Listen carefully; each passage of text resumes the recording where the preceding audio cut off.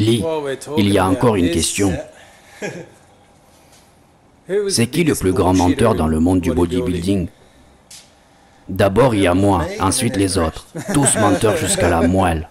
Pas facile comme question. Des fois tu vois clairement que le gars pèse 100 kilos, mais quand tu lui poses la question, il te répond 110 kilos. Bref, un mensonge très ordinaire. Lors des tournois Ironman, les organisateurs ont voulu afficher le poids des compétiteurs. Du coup, il y a eu des gars qui ont carrément refusé de monter sur la balance. C'est pareil pour les records en powerlifting. Je fais 200 kilos au développé, alors qu'en réalité c'est 160 et encore tu as failli te chier dessus. J'arrive pas à comprendre pourquoi mentir sur ces records de force, alors que tout le monde se fiche royalement de ça. C'est le bodybuilding, on regarde ton physique. J'ai quelques connaissances avec qui je me suis entraîné durant des années. Ils ne se sont jamais distingués par leur force. Quand on s'est retrouvé à nouveau en salle après s'être perdu de vue pendant un moment, je leur demande, et alors, des progrès? Super, maintenant je lève très lourd au développé. Mon ami, quand j'étais là, cette charge, elle était seulement dans tes rêves. Mais peut-être tu vas me faire une démonstration. Pas aujourd'hui.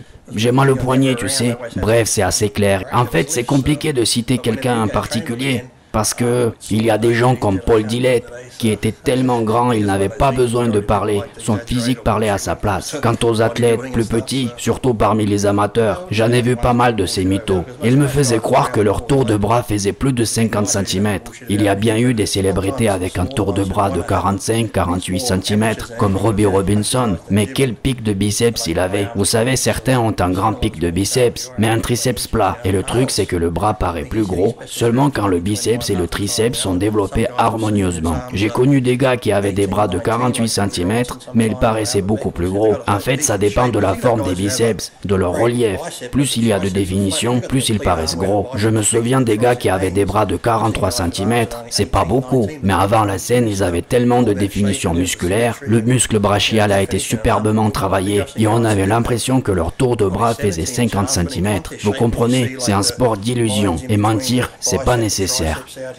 Je me souviens quand je faisais le concours Mister Univers, mon tour de bras était de 53 cm. Les gens me disaient, t'as des gros bras mec, 58 non? Moi je faisais, oui c'est ça. Mais s'ils avaient l'impression de voir les bras de 58 cm, je voulais pas les décevoir. Je n'ai pas menti, c'était juste un effet d'illusion. Il y en a eu pas mal qui prétendaient avoir plus gros bras que moi. Je leur disais, allons mesurons nos bras, il y a une bande de mesure ici. Et tout de suite des excuses. Attends, mes bras ne sont pas congestionnés, je n'ai pas fait ça, je n'ai pas fait ceci. Bref, on n'a pas la réponse, mais c'est un sujet très intéressant.